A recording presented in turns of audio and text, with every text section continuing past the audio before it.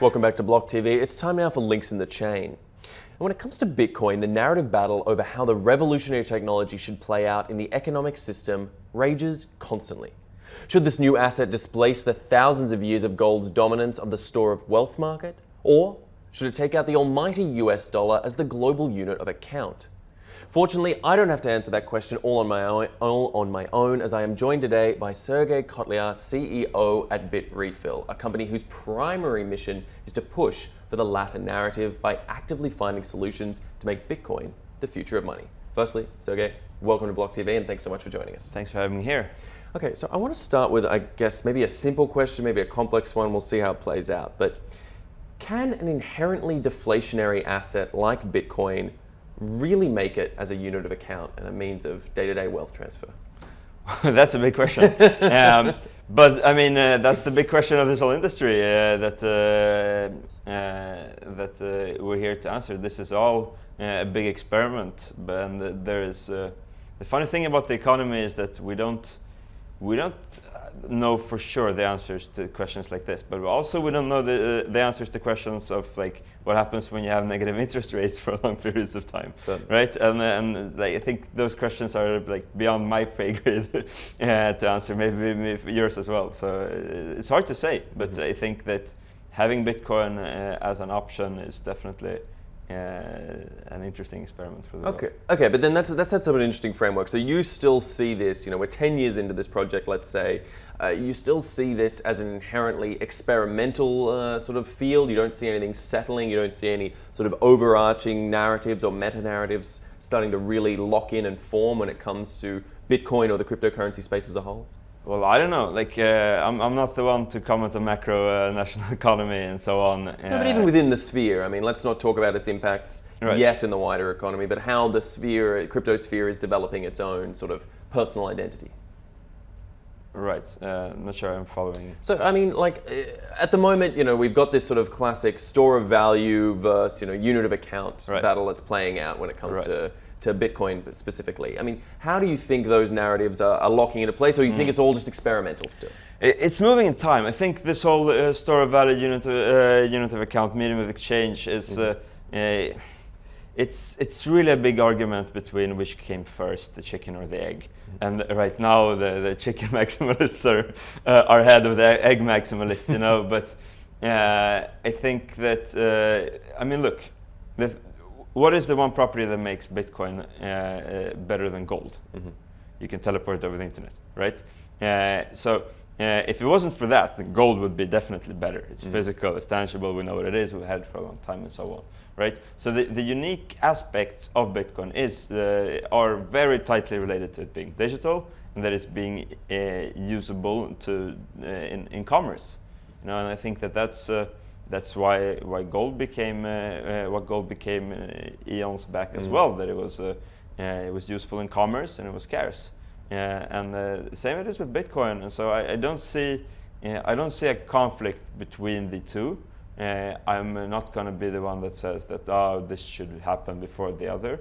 And we can empirically observe. Like yesterday at the conference, there was at the panel someone did a show of hands.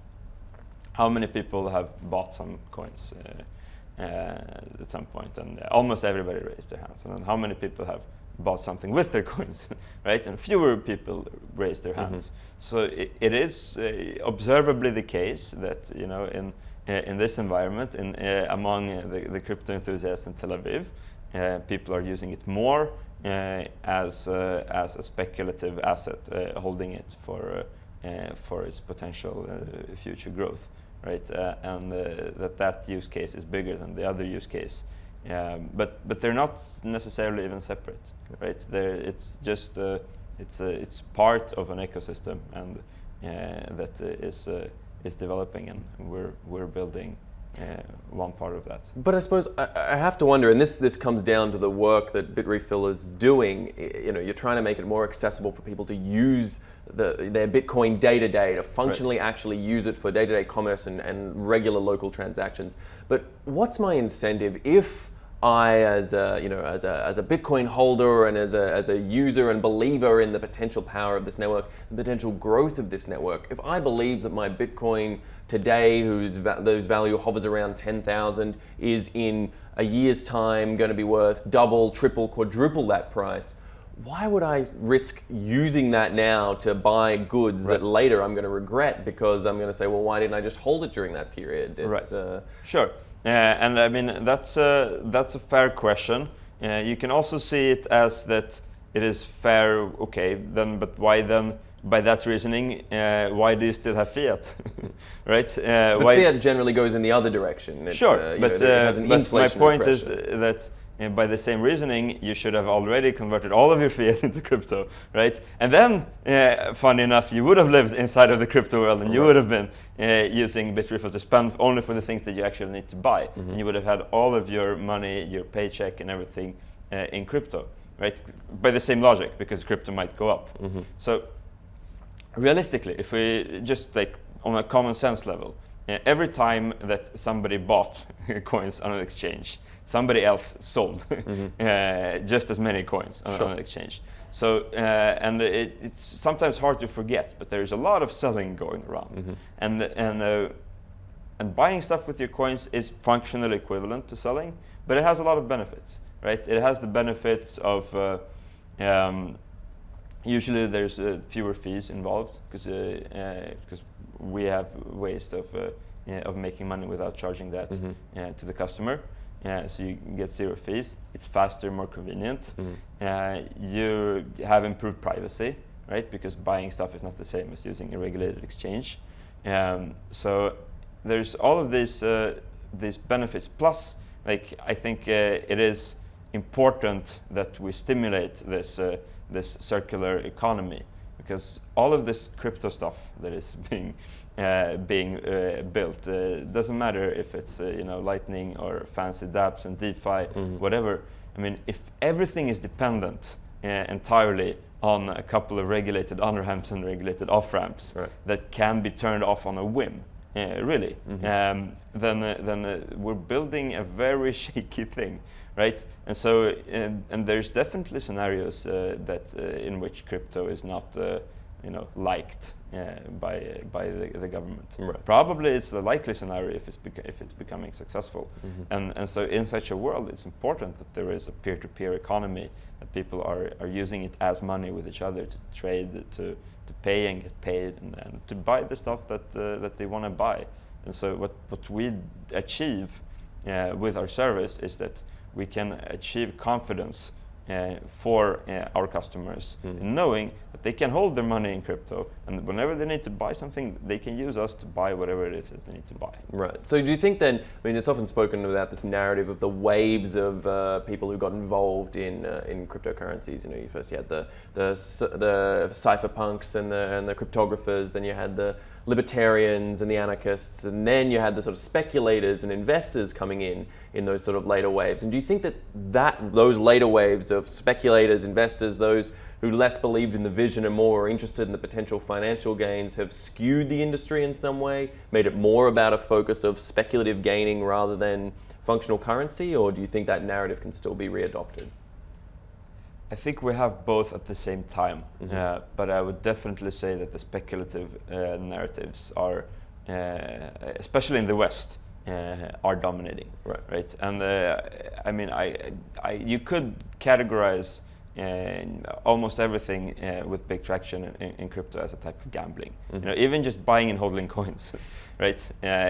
Even that is still like you're making a bet that this becomes the money of the world, right? So it is like, if somebody reclassify this in the future as a category of gambling, that maybe that wouldn't be entirely unreasonable. So, and as you know, humans have a very deep desire for gambling and for things like that. So, I think that right now, among Western customers, then yes, this narrative is definitely winning. That doesn't mean that the other narrative isn't there, right? It is there. It is growing. It is growing at a steady and good pace, but it's not the same as the speculative crypto economy. Sure. But and also, like, it's not always that clear of a line between them, right? Because I mean, many of the tokens and ICOs, they're effectively gift cards for a service or other, but in a more digital native form, right? And you could argue that one of the top things that people buy with their coins is other coins, right? And so then we're in this transactional situation anyway, so like the distinctions are not as clear, I think, as some people would want it to see. So then let's talk about the sort of road and the mechanisms being put in place for that sort of unit of account, means of transfer, medium of exchange sort of narrative. So obviously the Lightning Network is one of the key projects being put in place to try and get Bitcoin to become that medium of exchange, more functionally, lighter load on the blockchain itself, more readily available, more easily accessible. In your mind, where does the Lightning Network stand at the moment in terms of its sort of stated goals, and how far are we away from that sort of retail adoption use of the Lightning Network as a functional mechanism to achieve the goals of making Bitcoin a more accessible medium of exchange? Right. So there's several questions in there. I think the state of Lightning Network, it's like crypto in general always. It's not fully ready. We haven't seen its final form, but it is good enough to start using right away. And so we have, meaningful usage on bitrefill with people that are using it with Lightning every day. And so it is definitely good enough to be used by people that are making small transactions, for paying $5 to your friend, and for buying the things that you want to buy online, and so on. I think it's functional enough to start, for the people that are using coins to buy other coins.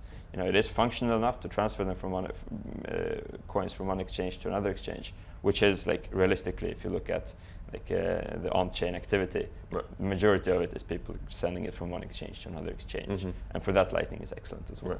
So even though it's not fully ready, and we can discuss for hours about different technical features that we're waiting for to show up, it is good enough. There's this classic saying, if not now, then when? Right. And there's always going to be another feature that we're waiting on, and so on.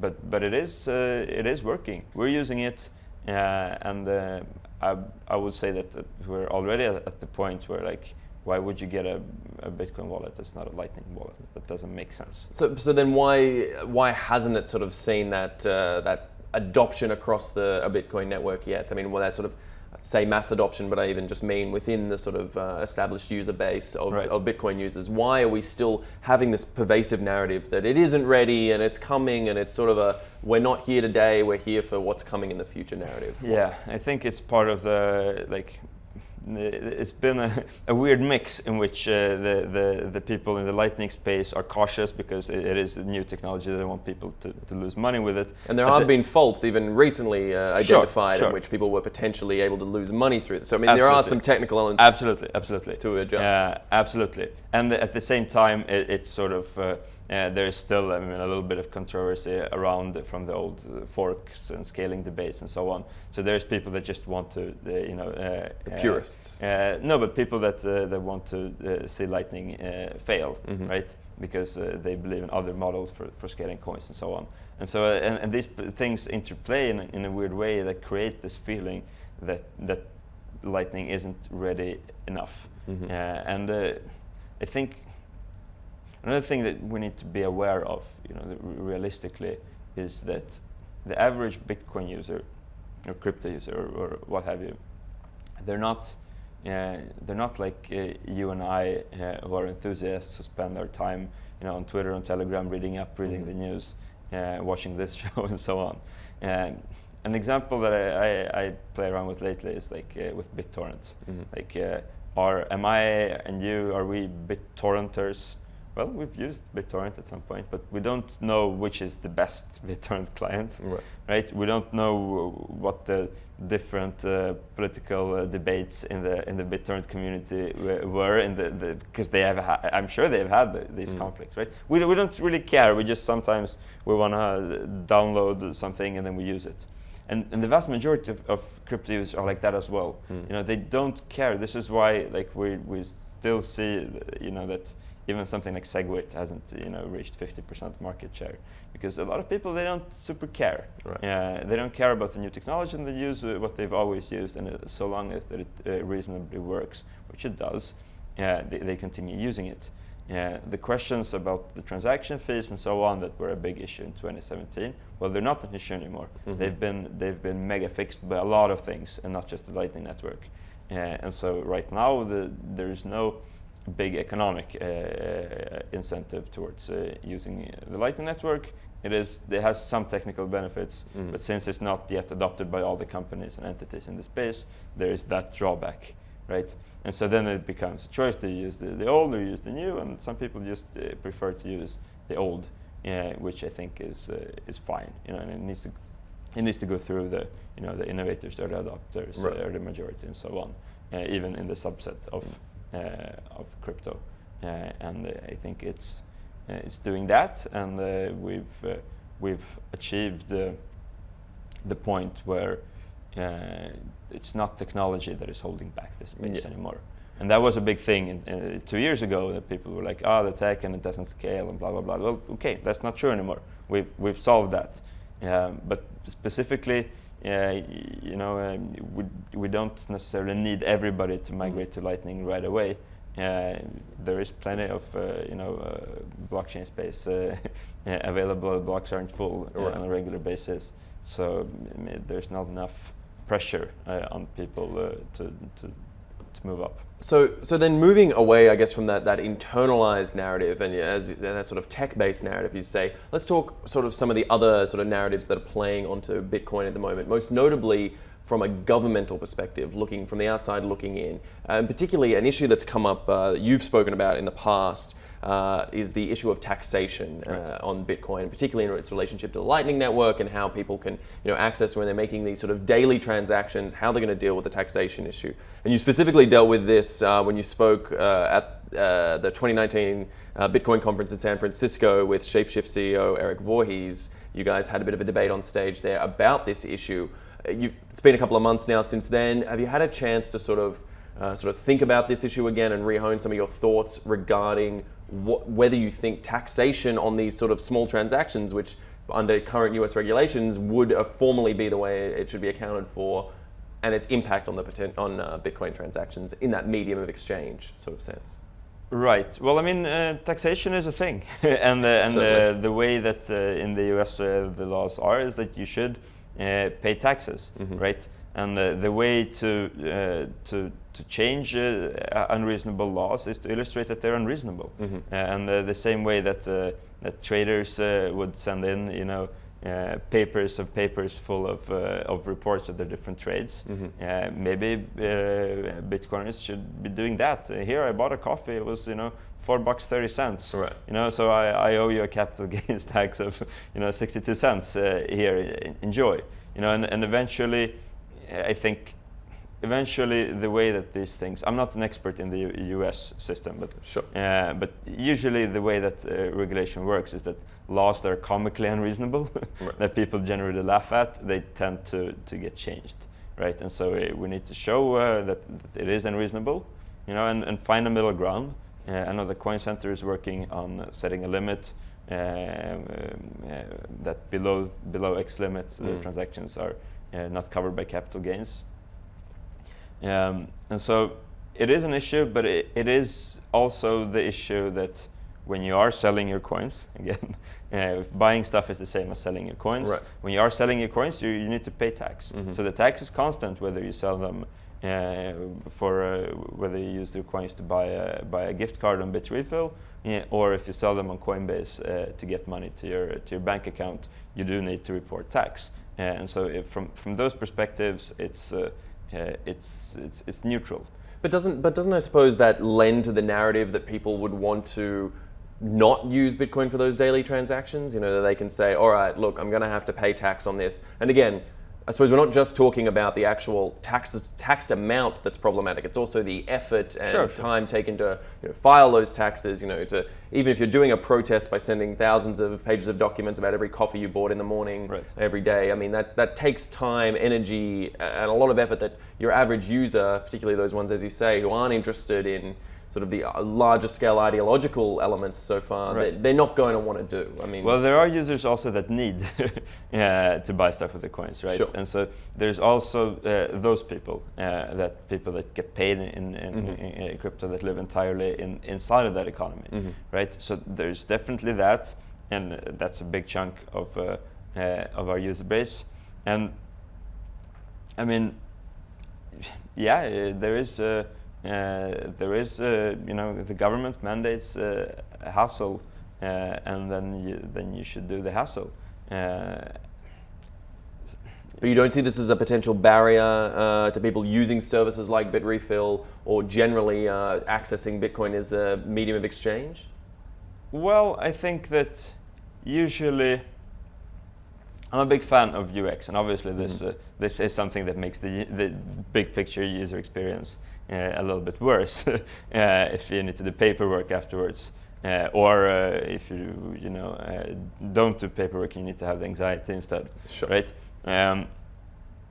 So it does make the user experience worse. But also what I've learned with user experience, especially in the crypto industry, is that if there's a will, there is a way, and so we just need to find the people that have the will and be even better at explaining the benefits to them. You have, I mean, if you remember during the ICO hype, the lengths that people went through to send their ether to different ICOs, and there was this backlogs, and well, that was not great user experience, but there was a will and there's a way, and so I think that similar things apply here, and that of course it's not ideal, right? But would you say that sort of almost protest or advocacy philosophy is built into bitrefill's sort of internal mantra of what you're trying to do moving forward with your project in terms of making it daily use? Are you actively advocating for this sort of regulatory change in the way that you do your business and conduct your business? Well, I mean, we don't super engage these battles actively. We're active in a lot of countries, not just in the US and so on. But I do think that, like, the big picture vision of crypto as a whole, it is building a new system, right? That is different from the incumbent system in all of the different ways that we hear about all the time. And that is going to be, like, there's going to be tensions related to that, and so if we with that big vision that we're all here for, we give up because we need to, like, write some lines of, need to collect our receipts and send them in. If that's what blocks us from achieving this big picture vision, well, then our motivation is just not as strong, right? Plus, I mean, if we're looking at a world in which there may be hostile regulators, then okay. But if they stopped us already because we didn't want to file our tax reports, well, then they won even before the battle started, right? So, like, So users have to push back a little harder if they want to get that vision and that dream across, I suppose, is perhaps the takeaway. I think so. I think, if there's a will, there's a way, and there's plenty of people that have a will today, and we provide the way. Certainly. All right. Well, I want to thank you so much, Sergej, for speaking with us here at BLOCKTV and sort of espousing some of that wider vision that we have there. In the meantime, stay with us at blocktv.com for all the latest in news, information, and the best of analysis. I'm Asher Westrop Evans. Thanks for watching.